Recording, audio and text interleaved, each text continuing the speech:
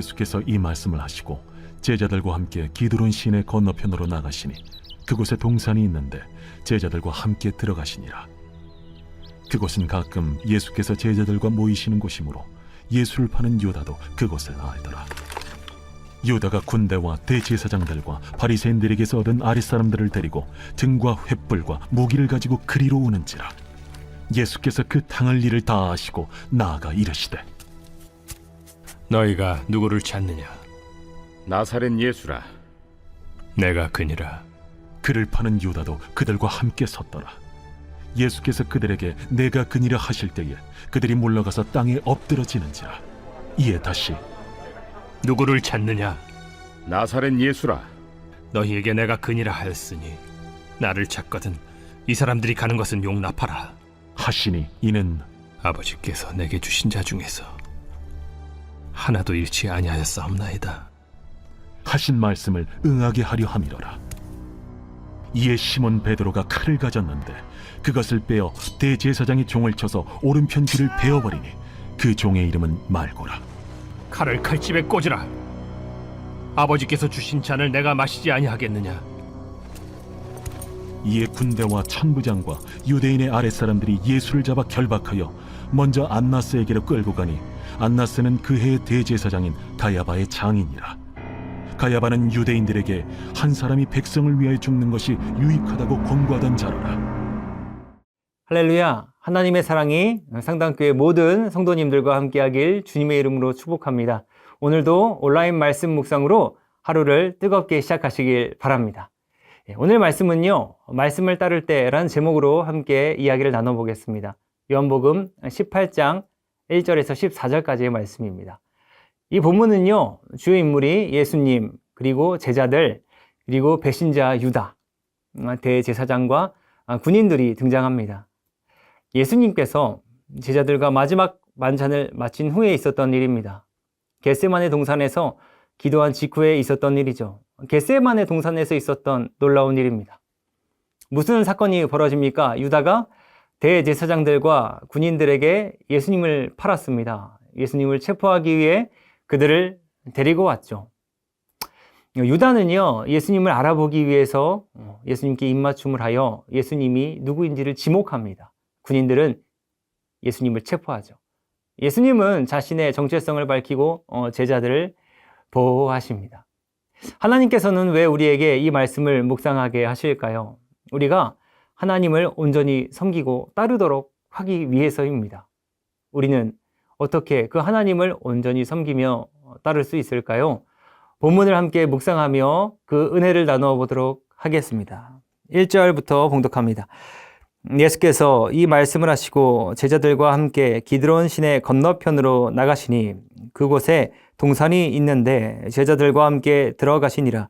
그곳은 가끔 예수께서 제자들과 모이시는 곳이므로 예수를 파는 유다도 그곳에 있더라.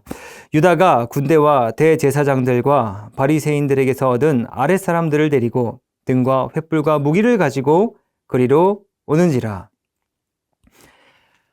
예수님은요, 제자들과 함께 겟세마네 동산으로 가셔서 기도하십니다. 이때 유다가 대제사장들과 군인들을 데리고 와서 예수님을 배신합니다.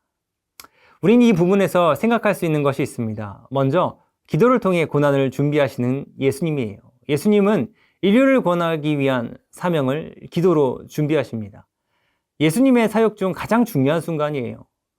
기도라는 것은요, 가장 중요한 순간에 필요한 하나님의 요구입니다.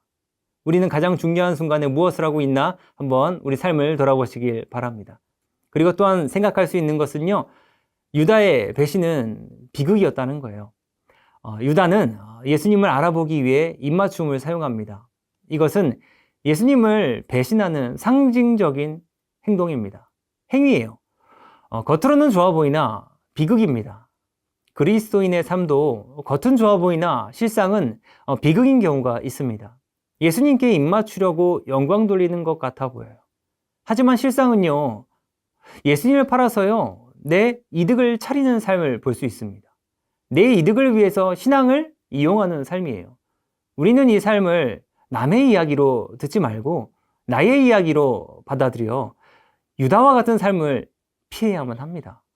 그렇지 않으면요, 우리는 가룟 유다와 같은 결말을 맞이할 수 있을 거예요. 우리 이 점을 유의하면서 다음 구절로 넘어가겠습니다. 4절 말씀이에요. 예수께서 그 당할 일을 다 하시고 나아가 이르시되 너희가 누구를 찾느냐? 대답하되 나사렛 예수라 하거늘 이르시되 내가 그니라 하시니라. 그를 파는 유다도 그들과 함께 섰더라. 예수께서 그들에게 내가 그니라 하실 때에 그들이 물러가서 땅에 엎드러지는지라. 이에 다시 누구를 찾느냐고 물으신데 그들이 말하되 나사렛 예수라 하거늘 예수께서 대답하시되 너희에게 내가 그니라 하였으니 나를 찾거든 이 사람들이 가는 것은 용납하라 하시니 이는 아버지께서 내게 주신 자 중에서 하나도 잃지 아니하였사옵나이다 하신 말씀을 응하게 하려 함이로라. 이에 시몬 베드로가 칼을 가졌는데 그것을 빼어 대제사장의 종을 쳐서 오른편 귀를 베어버리니 그 종의 이름은 말고라. 예수님은요, 자신을 누구인지 밝히고 계십니다. 그리고요, 제자들을 보호하려고 하시죠. 그런데 이때요, 베드로는요, 칼을 뽑아서요, 대제사장의 종을 치고 그의 귀를 베어냅니다. 이 부분에서 우리가 은혜 받을 수 있는 묵상은요, 첫 번째로 정체를 드러내셨다는 거예요. 예수님이 하나님의 아들임을 다시 한번 확인하는 순간입니다. 예수 그리스도의 그 정체성이요, 이 어려운 상황을 바꿨어요. 예수님이 누구신가로 말미암아서요, 제자들을 보호하실 수 있었습니다. 우리는 지금도요, 모두 예수님의 정체성으로 보호받는 현실을 살고 있습니다. 우리는 어렵고 힘들 때 예수님의 정체성을, 그리고 예수님은 누구신가를 묵상해야 합니다. 그로 말미암아 예수 그리스도의 구원은 우리 삶에 시작될 수 있는 거예요. 그리고 우리가 두 번째로 묵상할 수 있는 것은요, 베드로가 칼로 종의 귀를 잘랐다는 것입니다. 이 행동은 예수님의 가르침과 반대되는 모습을 보여주고 있죠. 인간의 본능을 보여줍니다. 인간의 본능은 하나님과 반대입니다. 인간의 반대 본능은 예수님의 말씀으로 지금 제어되고 있습니다. 예수님께서 베드로에게 칼을 거두라고 하시며 칼을 제어하십니다. 그리스도인들의 본능은요, 오직 하나님의 말씀으로 제어된다는 것을 알 수 있죠. 우리의 본능이 문제를 만들고 있다면요, 반드시 말씀을 붙들어야 됩니다. 그 말씀을 붙듦으로 말미암아 우리의 삶은 새로운 희망을 가질 수 있게 될 것입니다. 이 은혜를 가지고 세 번째 은혜를 본문을 통해 함께 나눠보도록 하겠습니다. 11절이에요. 예수께서 베드로 들어 이르시되 칼을 칼집에 꽂으라. 아버지께서 주신 잔을 내가 마시지 아니하겠느냐 하시니라. 이에 군대와 천부장과 유대인의 아랫사람들이 예수를 잡아 결박하여 먼저 안나스에게 끌고 가니 안나스는 그 해의 대사장인 가야바의 장인이라. 가야바는 유대인들에게 한 사람이 백성을 위하여 죽는 것이 유익하다고 권고하던 자로라. 예수님께서는요, 베드로에게 칼을 거두라고 하십니다. 그리고 자신이 체포되는 것을 허락하세요. 이후 예수님은 대제사장에게로 끌려갑니다. 우리가 마지막으로 이 부분에서 묵상할 수 있는 것은 무엇일까요? 예수 그리스도께서요, 고난을 받아들이셨다는 거예요. 인류를 또한 구원을 위한 그 예수 그리스도의 선택이었습니다. 고난을 받아들인다는 것이요. 그리스도인의 고난도 마찬가지입니다. 고난을 피하거나 외면하거나 무시한다면요, 아무런 열매도 맺지 못합니다. 당당히 고난을 받아들일 때에요, 생명의 열매는 이제 만들어지기 시작하는 거예요. 우리는 고난을 당당하게 마주하고 있습니까? 피하고 있습니까? 말씀으로 당당히 마주하는 삶을 사시길 바랍니다.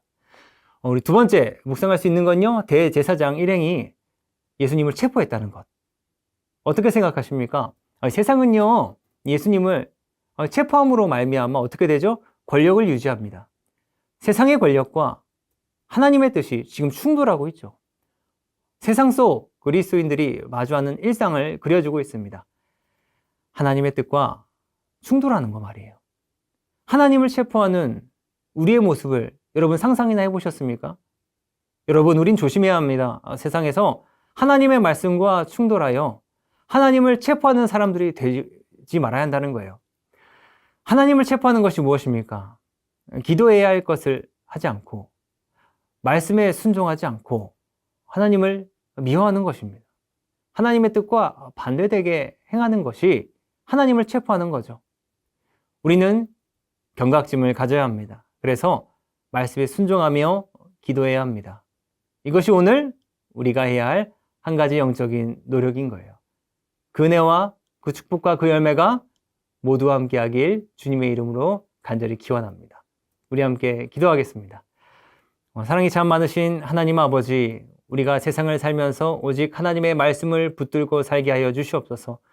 말씀으로 말미암아 많은 해결책을 찾고 마음의 어려움을 이겨내고 많은 해결점을 찾아낼 수 있도록 인도해 주시옵소서. 하나님의 해결하심으로 나의 삶이 더욱더 성령 충만해지고 하나님을 사랑하게 하여 주시옵소서. 모든 것 주께 의지합니다. 들어주시옵소서. 예수님의 이름으로 기도드리옵나이다. 아멘.